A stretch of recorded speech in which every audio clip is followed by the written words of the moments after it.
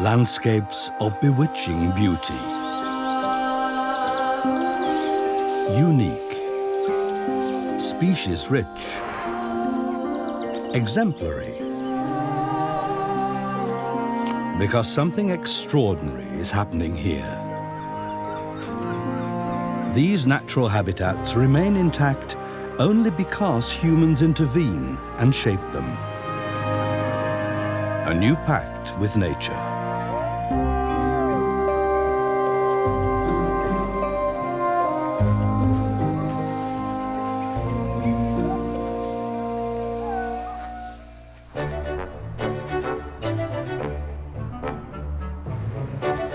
Lake Constance is one of the biggest lakes of Central Europe, the heart of a region which has been shaped by mankind for thousands of years.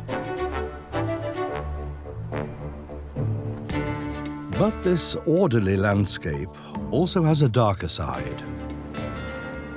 Intensive farming is massively encroaching on nature.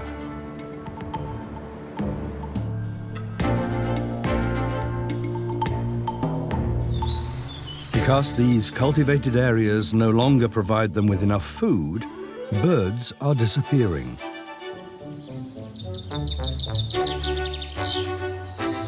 But committed individuals are showing that it's possible to find a way out of this calamity. With ideas that are both ingenious and simple, and that create space for new life.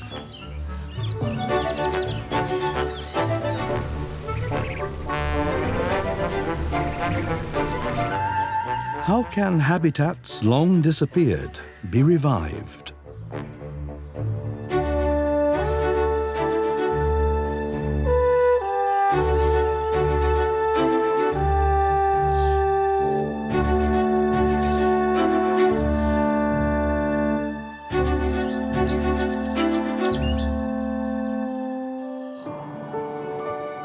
It's a spectacular setting.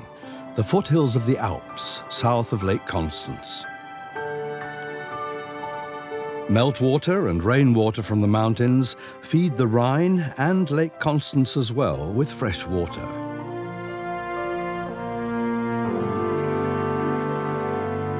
On sunny slopes grow the grapes of world-renowned wines, and apples have been harvested here for at least 1,300 years.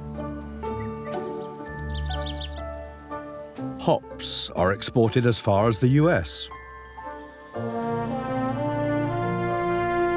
There's a man living in this region who for decades has been closely observing the impact of this intensive agriculture.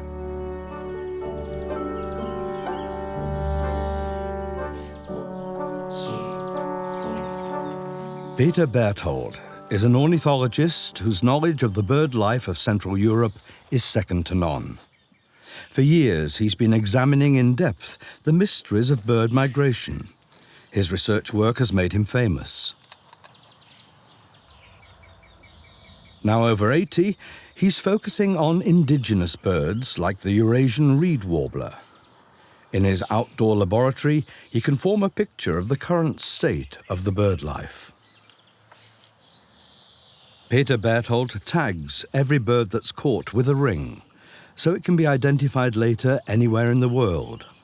But in recent years, he's been seeing and hearing many of these creatures increasingly rarely. I usually start to orientate my ears while I'm still lying in bed.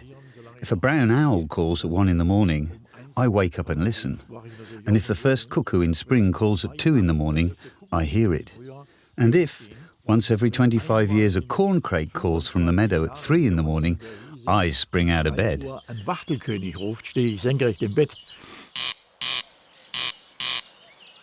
Not just the corncrake. Other birds are also appearing less and less often.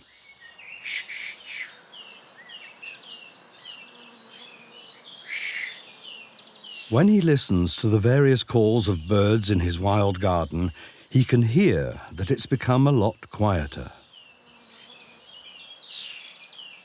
Peter Berthold can depend absolutely on his trained ear.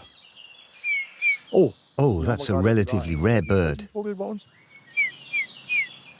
A bullfinch. We have very few of them now. Many species are missing. About now, in the linden tree, we should be hearing a spotted flycatcher, for example. But it's years since we've heard one. They've become so rare that they actually don't come back here anymore, just very occasionally. However hard he listens, spring has become less rich in birdsong. The conclusion that he draws as professor and former head of the renowned Max Planck Institute for Ornithology is alarming. In Germany alone, between 1950 and 2015, the number of birds fell by 65%.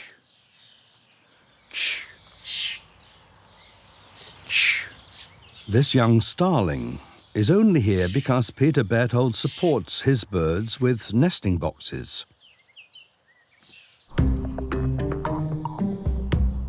What's happened in the last 70 years?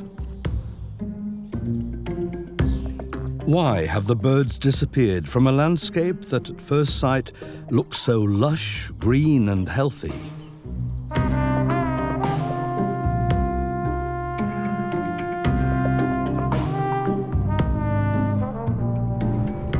Peter Berthold looks at his home with different eyes.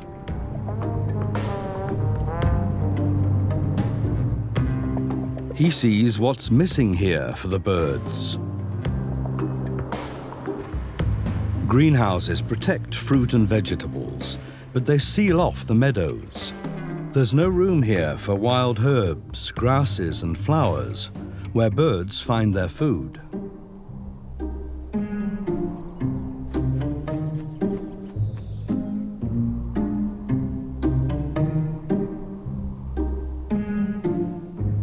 Around half of the state of Baden-Württemberg is agricultural land, subject to spraying, ploughing and manuring. Bird numbers are declining overall because of habitat loss.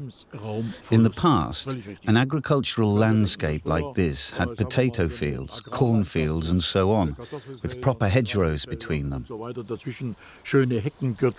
It was land that could be farmed well, but where everything else could also live its life. There were hares and partridges and lapwings and yellowhammers and so on. There was food for all. Those times are long gone.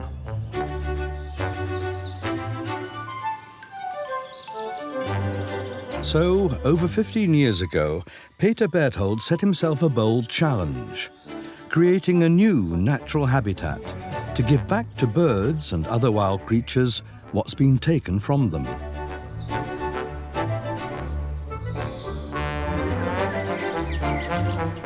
His plan needed suitable meadowland, and suddenly there were farmers and communities ready to help him find it.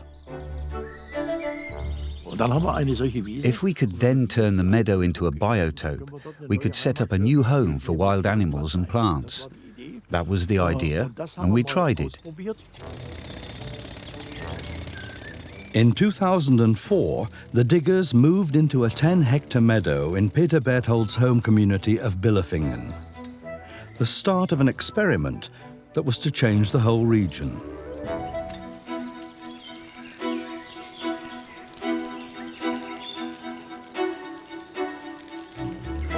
They created a large pond with a reed belt and 3 islands. The transformation cost 300,000 euros, paid for by a donor, who, like Peter Berthold, hoped to give nature a second chance.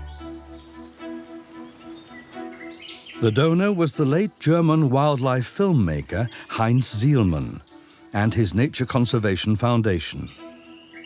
We're still benefiting from it today. We're still getting fresh additions, new dragonflies, amphibians, birds, and so on. The oasis soon became a new home for insects.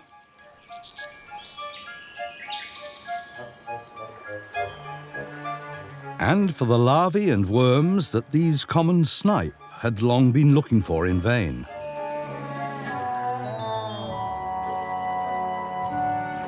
Grey-lag geese have also discovered this little gem on their transit route, as has the mute swan that finds water plants, algae, worms and snails here, everything it needs to live. Some rare species, which in part had completely disappeared from the region, have also returned. The nightingale, the great reed warbler, and the marsh warbler. In the animal world, words got round that there's food down at Heinz Sielmann's pond. In the autumn, the swallows migrate and race over the countryside desperately looking for insects. Then they arrive at the Heinz Sielmann pond and suddenly find clouds of all sorts of midges, moths, gnats and so on, and stop here. On some days, we've had 3,000 swallows over the pond, then overnighting in the reeds and moving on the next day, no doubt thinking, wow, that was the best we've found flying over Germany. But a biotope like this needs maintenance if it's to meet the varied needs of its visitors. Peter Berthold has been able to recruit 4-legged helpers. The wild water buffaloes of a local farmer keep down the grass on the swampy meadows. This pioneering project shows that areas like this can even be farmed and still be species-rich. But one single mini biotope can't bring the birds back to the whole region.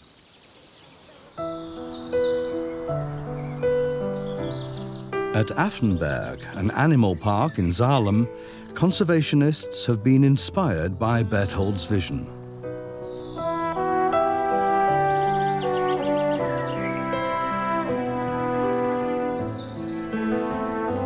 Flapping through the air here are flying giants with a wingspan of over 2 meters.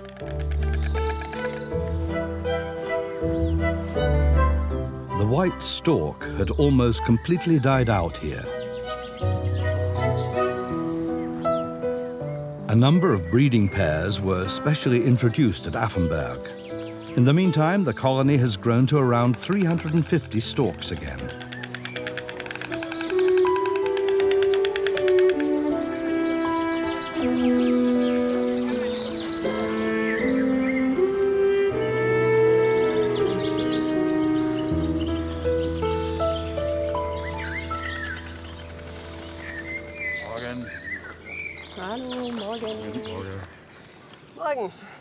For the storks, it's an eventful day. Roland Hilgartner, the director of the animal park, and his colleagues are going to ring the young storks. We begin this year with the 2 young storks from the Florian nest, with number AY293. They're the first 2 this year, about 5 weeks old. Great, looking forward to it. Me too. The young storks have some cold and wet weeks behind them. From an average of 4 eggs per nest, often only 2 chicks survive the first weeks of life. As soon as the platform approaches, the timid stork parents withdraw. The chicks can't yet flee, so they react to people with an instinctive trick.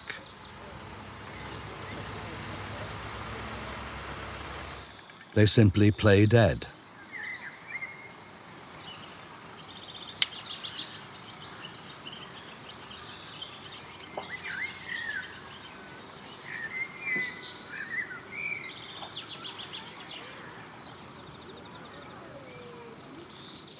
The 2 show no movement, but they're perfectly healthy.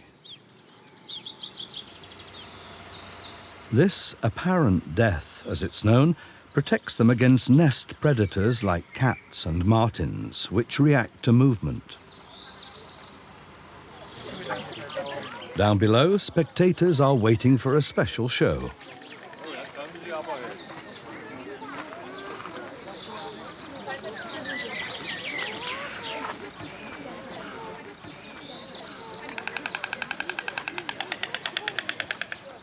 I'm going to give out the food. It's dead, male day-old chicks from large poultry farms. I also have smelts, which are little fish. A stork family needs at least 3 kilograms of fresh meat a day.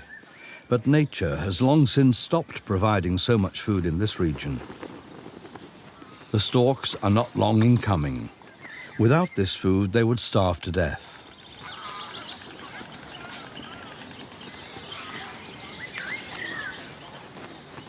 Here too, nature needs a helping hand.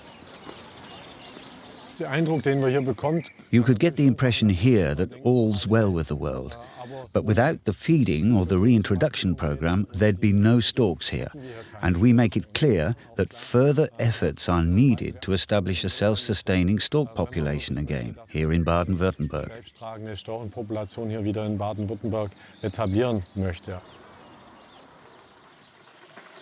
Other birds, too, can't find adequate quantities of natural nutrition in the area around Peter Berthold's garden.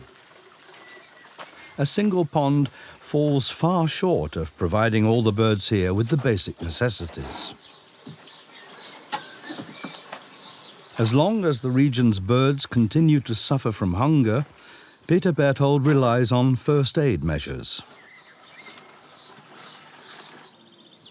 The mealworms he gives the birds in his garden are homegrown.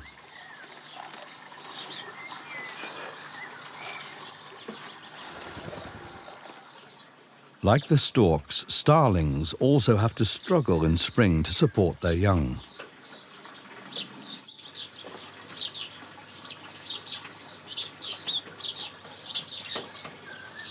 Loaded up now, it's back to the nest. As a bird expert, Peter Berthold knows it's no problem to provide hungry birds with grain and nuts throughout the year.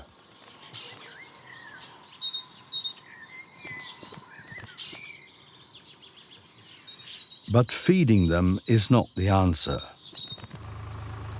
For years, Peter Berthold has been looking for more locations for creating small paradises for birds.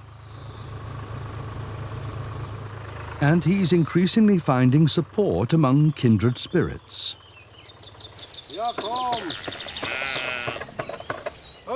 Martin Kessler is one of them.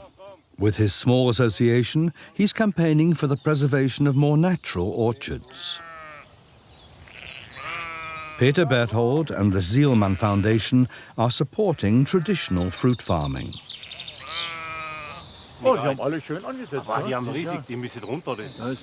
With financial support from the foundation, Martin Kessler has been able to plant new sorts of tall fruit trees, with crowns allowed to grow freely. In the standard monocultures, small trees grow compactly together to facilitate machine harvesting. Meadow orchards are very different. They provide a biotope with ample food for birds and other wild animals.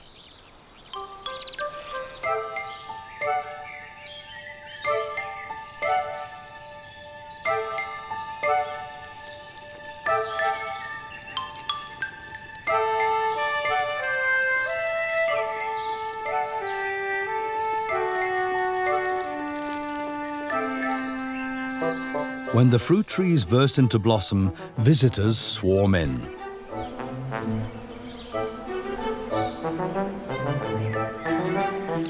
The Eurasian blue tit eats flower seeds, thereby dispersing them. The European green woodpecker finds good nesting places. The common kestrel finds an oasis like this an excellent hunting ground.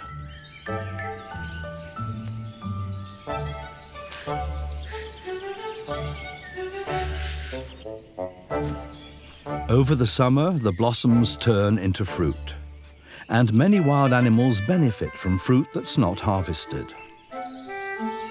The favorite food of the Eurasian nuthatch in autumn is the kernels from scattered nut trees.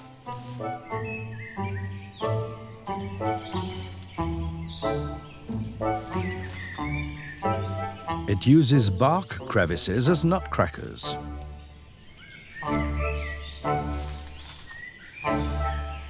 The common vole also knows that a traditional orchard, like Martin Kessler's in Hödingen, has a lot to offer.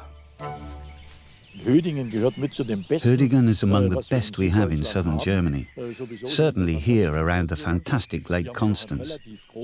We have a relatively complete belt of traditional orchard, and above all, we have a population that is completely behind it and can work with it. Martin Kessler administers a real treasure. Not only are many old varieties of fruit looked after here, but an astounding 5,000 or so animal and plant species. With today's heightened awareness, we can say, hey, we live in a really great God-given landscape, and it's worth investing time on its behalf. The Sielmann Foundation certainly did much to bring us back to this consciousness. Ponds and meadow orchards are small islands of life in a cultivated landscape that's otherwise hostile to wildlife. Peter Berthold wants to go even further. He's campaigning in the whole region for new biotopes to be set up in order to create a network. There can be no going back. We have to get to work and grab a spade. Then we can help a whole load of birds, at least half the bird life we still have. And the same goes for amphibians, insects and plants. These biotopes are enormously beneficial.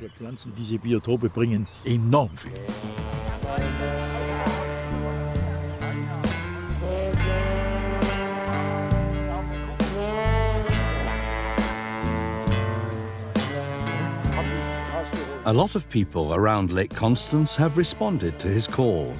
Families with private land are turning to him.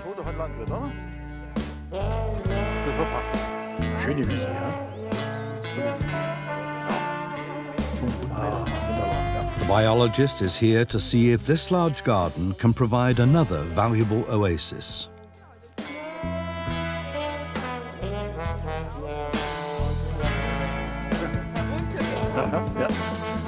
At the back of the land, there's a surprise, an overgrown mill pond.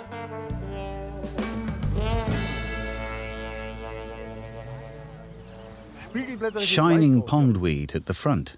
That's very good. The group makes its way through dense undergrowth.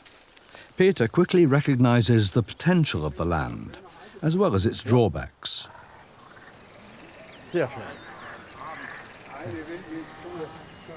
The pond has degenerated into a sludge pit. The stream could provide it with fresh water again. The toads are happy here, but a properly laid out biotope could attract far more species.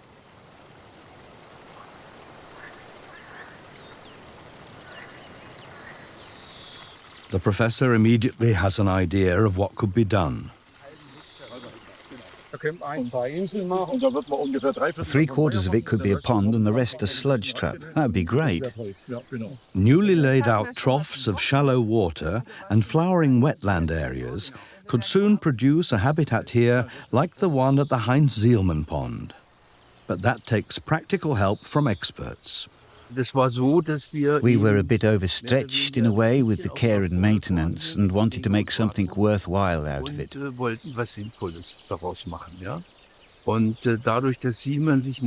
Sielmann has made his mark with a number of ponds here in the area, so I thought of offering this plot. I spoke to Mr. Berthold and that's how things went. You can't take it with you, so better leave it in the right hands. That was the thinking.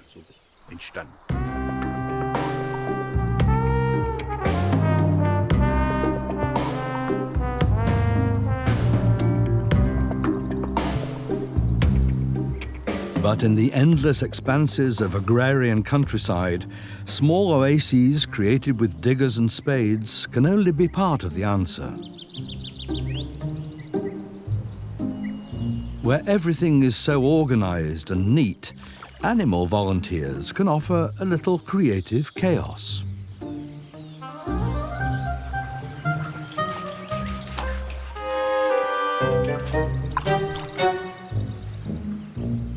In the canton of Thurgau, On the Swiss shore of Lake Constance, researchers have released beavers.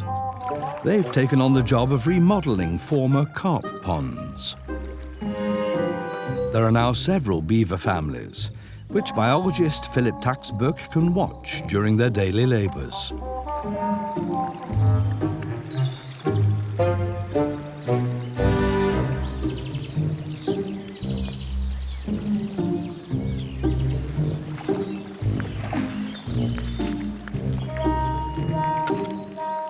No one knows better than a hungry beaver what needs to be done here.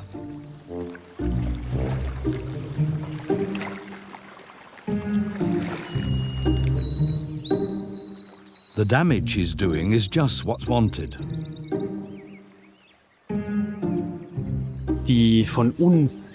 For centuries, we've robbed nature of the dynamics of the floodplain.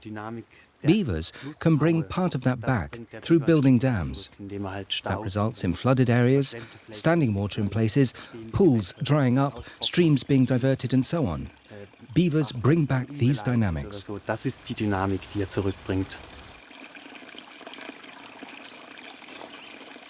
The beavers create new habitats not just for themselves, but for many other animals and plants, which are dependent on dammed watercourses.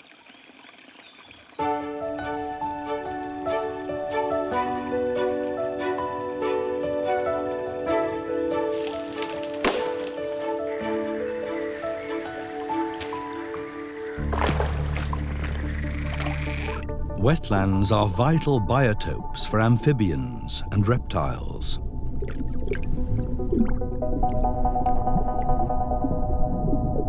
Many species of fish have also found a new home in the former carp ponds. Where once only carp splashed about, tench are now also swimming and searching for food in the mud.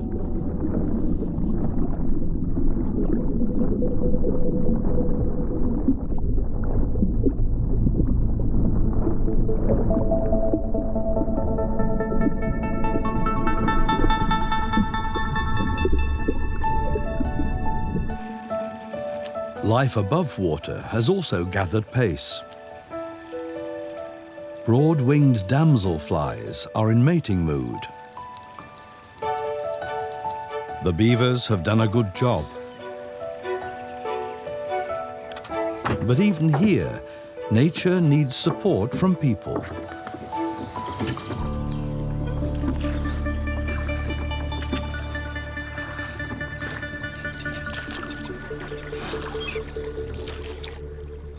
In charge of the Lengwiler Pond is biologist Markus Bürgisser. He keeps his eye on the animals and intervenes when necessary.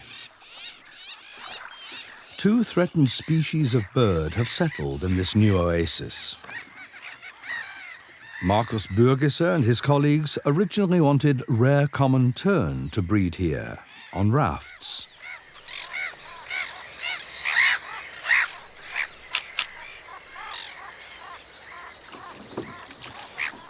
But the biologists hadn't reckoned with another species asserting itself on the lake.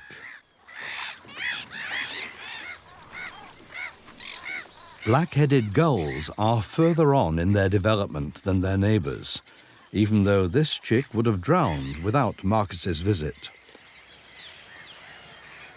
But the gulls threaten to take over, because the 2 species compete for the same nesting places. Without human intervention once again, it wouldn't have ended well for the common tern in the long run.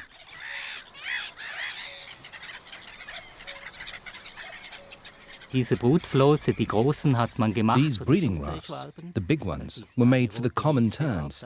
They're a redless species, an endangered species. Over time, more and more black-headed gulls arrived and displaced the terns. Of course, the gulls are also endangered here as a breeding bird. So we had 2 rare types of bird, with one slowly forcing the other out. And that was something of a problem. The answer? Breeding rafts for both species at the right time. Jetzt machen wir es so. Wir bauen neue Flosse für die Lachmöwen. Now, we've built new rafts for the gulls. They breed earlier than the common terns, because the terns only come from Africa around the beginning of May. They take the rafts in the middle and can breed there undisturbed, because the gulls are already breeding on the small rafts. Sometimes you have to be imaginative to help species protection succeed. In such confined spaces, just leaving things to their own devices can be misguided.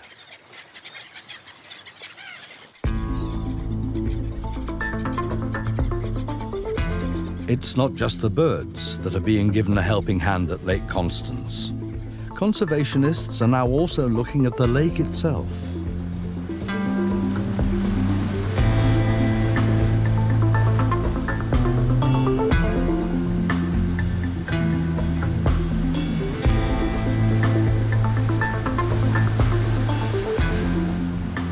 Lake Constance used to be a fishing paradise with rich breeding grounds. For the last 20 years, though, ever fewer fish are landing in the nets.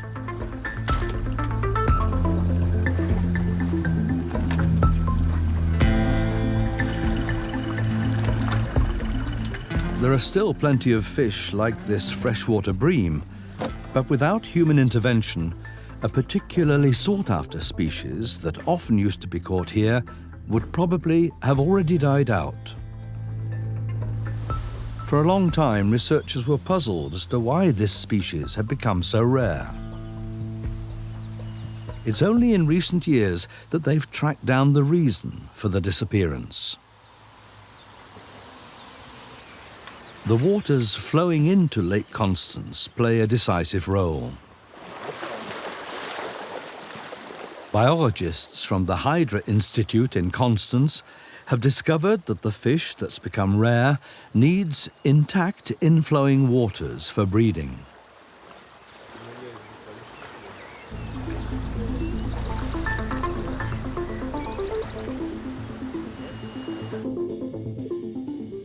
It's the brown trout. What distinguishes it is that, like the salmon, it migrates upstream to spawn. Is that still possible at Lake Constance? The researchers are systematically examining the inflowing waterways. Now the depth, please. 21 centimetres. Flow rate? Around 30 centimetres a second. The measurements show that the water level of many inflows is too low for migrating to spawning grounds higher up. The fallen level has made rocks an insurmountable obstacle.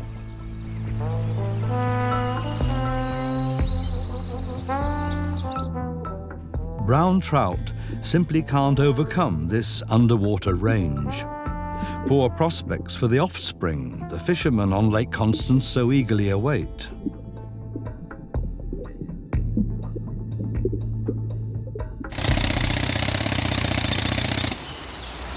But in 2010, at least one community cleared away the obstacles.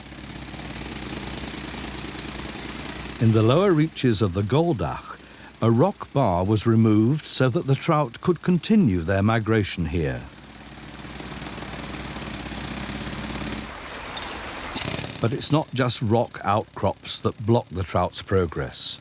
It's often man-made dams that prevent the fish from reaching their spawning waters. On the Goldach, at least, researchers Peter Rai and John Hesselschwert can now hope to see young brown trout once again. 1 to 2 years after spawning in the upper reaches, the young fish migrate downriver to Lake Constance. It's not enough, though, to remove obstacles. Eckhard Dosso is head of the Langenhagen Fish Hatchery.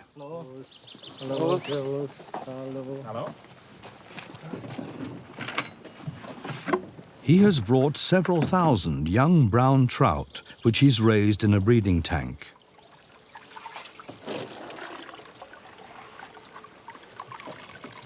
Now they're to be released into the wild.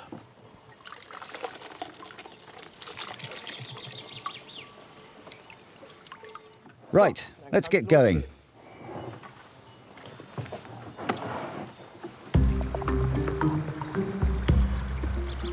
As long as they're still young, brown trout accept a new stretch of water as their rearing ground. It's probably the distinctive smell of the stream that will later lead them back here for spawning.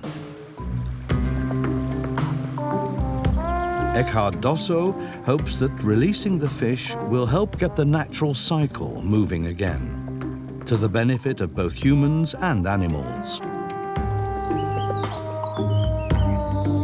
But for brown trout to have a future in Lake Constance, a lot more clean and passable inflows will be needed.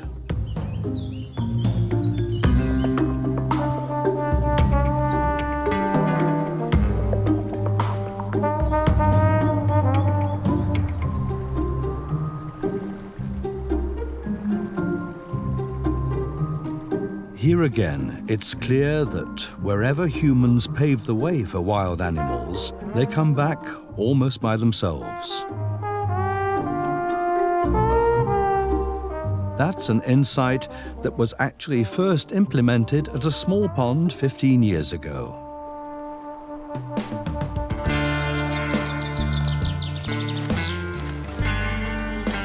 "15 years later, Peter Berthold continues tirelessly to fight for more and more new habitats for wildlife.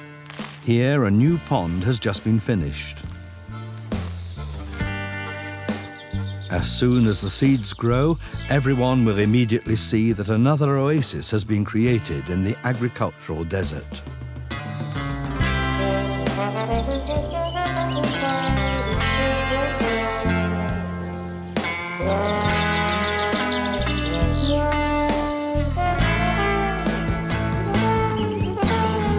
A new pond here, not far from a renaturalized clay pit.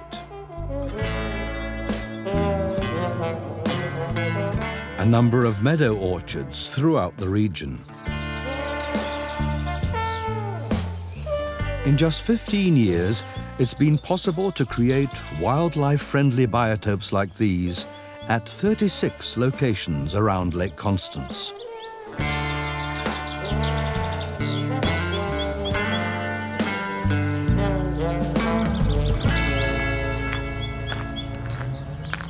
But Peter Berthold is a scientist and insists on hard facts. Only close monitoring will show whether birds are really settling in their new habitats and breeding.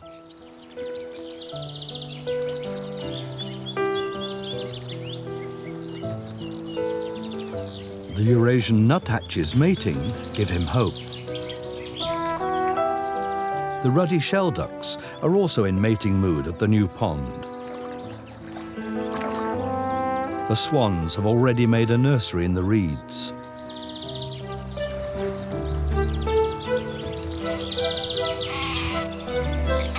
Every breeding bird is a gain for the future, for a world with more birds, with more biodiversity, and beauties like the great crested grebe.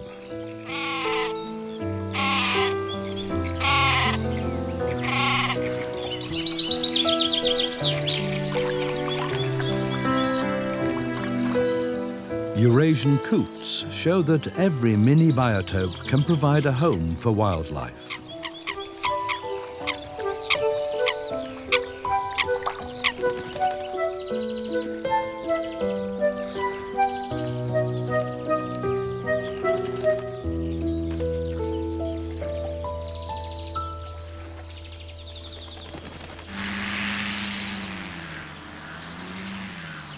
But some bird species need more than nesting places, reed beds, and clean water if they are to return.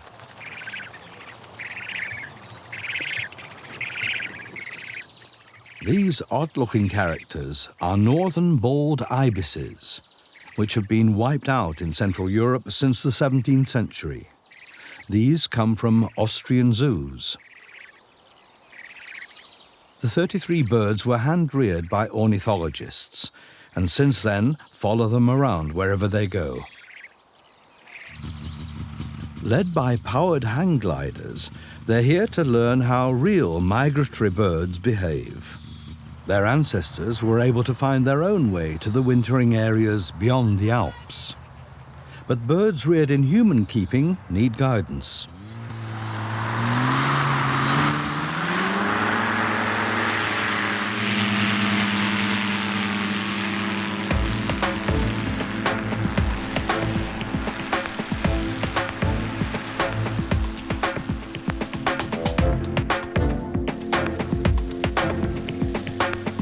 Today's flight is to a landing strip about 20 kilometers away.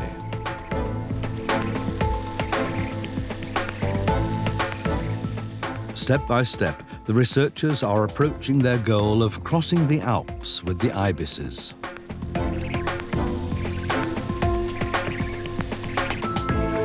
Soon, the migratory birds should be able to make it as far as Tuscany.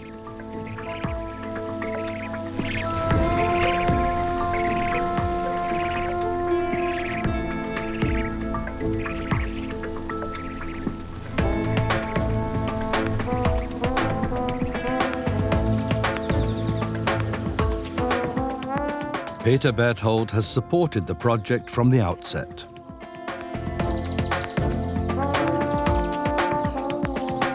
The birds have absolute trust in their human foster mothers. Once the birds have memorized the route over the Alps, they'll be able to find their own way back to Lake Constance independently.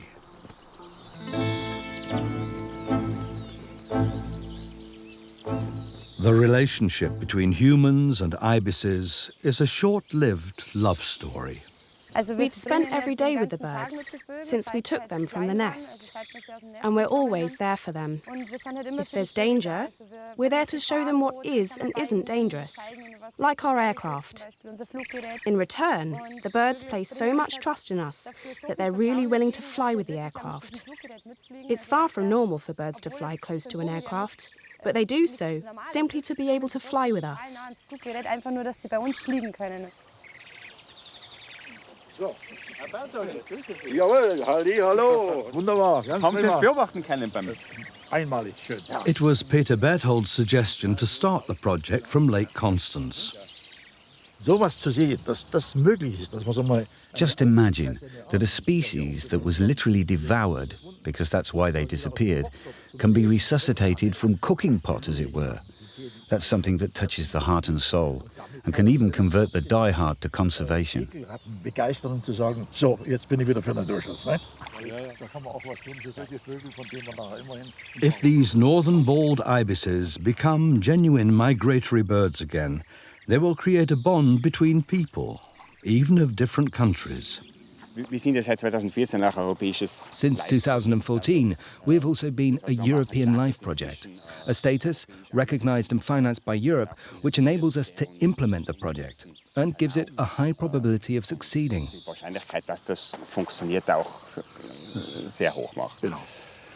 Gut, so machen wir weiter. Ne? Good, that's what we'll do. Have a good return flight. All the best. Alles Gute. Ja. Gut. When the ibises will return as migratory birds is not yet sure.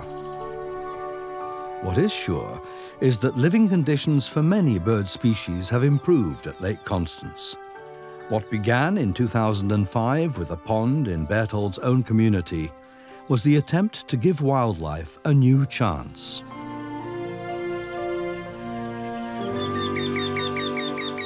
Only regular bird counts will show which rare and endangered species have really found their way back.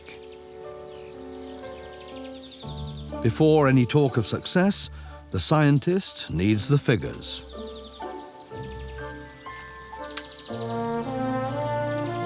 Shortly after sunrise, he sets up his nets at the Heinz Sielmann Pond.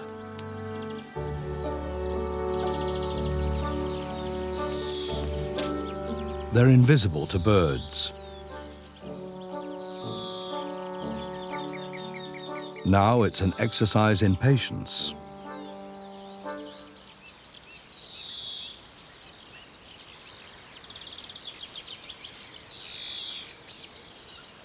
Carefully, gently, the bird expert releases the animals from the net.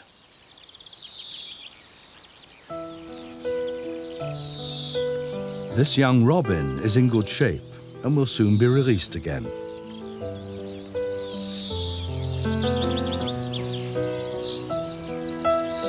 Not every bird that Peter Berthold frees from the net is rare, but the stock of even the widely found great tit has declined in Germany.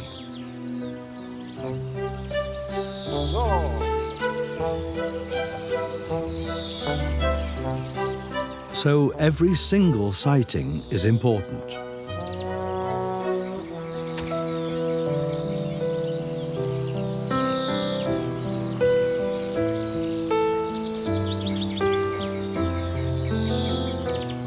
One surprise is the return of a species that has become rare.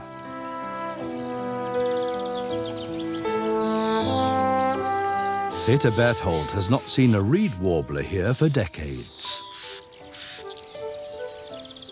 The blackbird is thought of as a commonplace bird, but in recent years, tens of thousands of them have succumbed to a virus.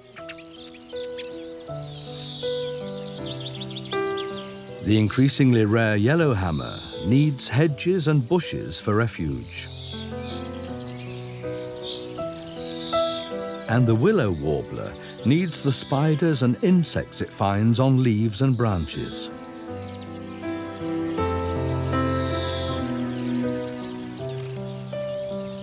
Year by year, Peter Berthold takes stock of how many bird species have now settled in the new biotopes.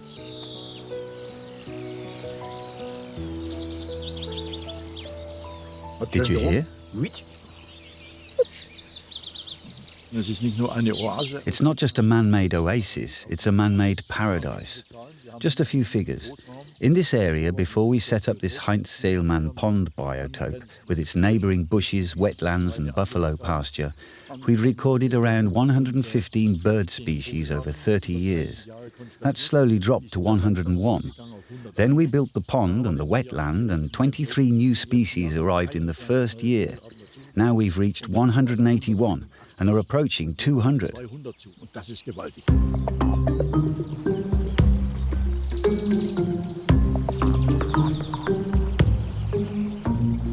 The newer biotopes still need time to develop.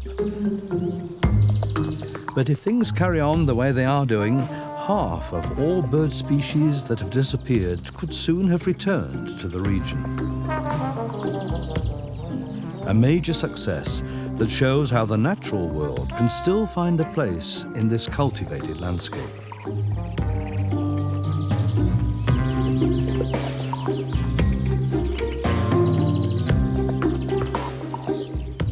Peter Berthold, though, thinks he and his partners have only just begun.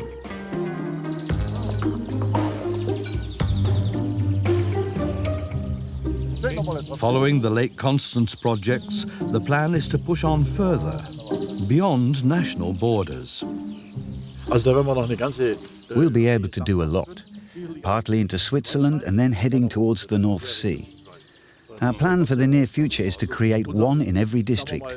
That's around 10,000 altogether.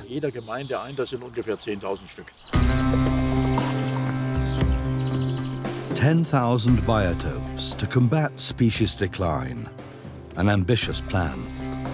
And an achievable plan if towns, districts, farmers and animal lovers work together. In Germany alone, over half the land is intensively farmed. Everywhere from the Alps to the Baltic, new habitats for wildlife are urgently needed.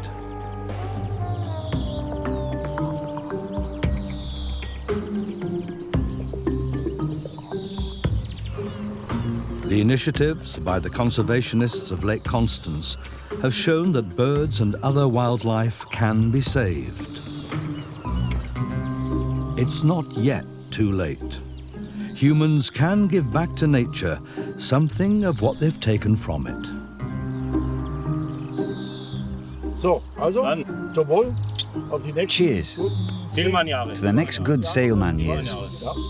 I'll manage 20 and you'll nail another 50. At least.